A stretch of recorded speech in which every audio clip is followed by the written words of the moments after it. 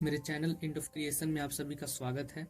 मेरे मन में एक सवाल कई वर्षों से अपने आप को दोहराया जा रहा था कि आखिर इंसान को बनाने के पीछे का कारण क्या था। आखिर ऐसा क्या चीज है जिसके लिए हमें हर हालत में जीवित रखा गया है। हाँ, मुझे पता है आप सोच रहे होंगे कि पदार्थों को बेहतर तरीके से समाप्त करने के लिए। अगर आपने मेरे पिछले वीडियो को देखा हो तो आप सही हैं, लेकिन इससे भी बढ़कर एक कारण का पता चला है। आइए थोड़ा विस्तार में समझते हैं। तो इंसान ही नहीं, वे सभी जिन्हें आप सजीव मानते हैं वो भी इस विशाल प्रक्रिया के भागीदार हैं। इससे पहले कि आगे बढ़े, मैं चाहता हूँ कि आप एक परिभाषा को सही कर लें। वो परिभाषा है सजीव तथा निर्जीव का। तो आपके ज्ञान अनुसार आपने क्या पढ़ा है? सजीव वैसे पदार्थ हैं जिनमें वृद्धि, विकास, चलन, प्रजनन, श्वसन इत्यादि क्रिया हो तो वे सजीव होंगे, अन्यथा वे निर्जीव माने जाएंगे। यहाँ तक तो हम सभी ने पढ़ा है। लेकिन मेरे अनुसार वे सभी पदार्थ जिनमें स्थान परिवर्तन, ऊर्जा की मात्रा में परिवर्तन, घर्षण इत्यादि हो तो वे सजीव कहलाएंगे। यानी कोई पदार्थ कभी सजीव का तो कभी निर्जीव का व्यवहार कर सकता है। आप सोच रहे होंगे कि मैं कहना क्या चाहता हूँ। तो किसी निर्जीव पदार्थ को ऊर्जा में परिवर्तित कर समाप्त करने की प्रक्रिया को सजीव कहते हैं। दरअसल जिन्हें हम वास्तविक मान रहे थे वे बस एक प्रक्रिया है। जैसे कि सजीव मतलब हम सभी सजीव में आते हैं, और जिसे हम छोटा समझते थे,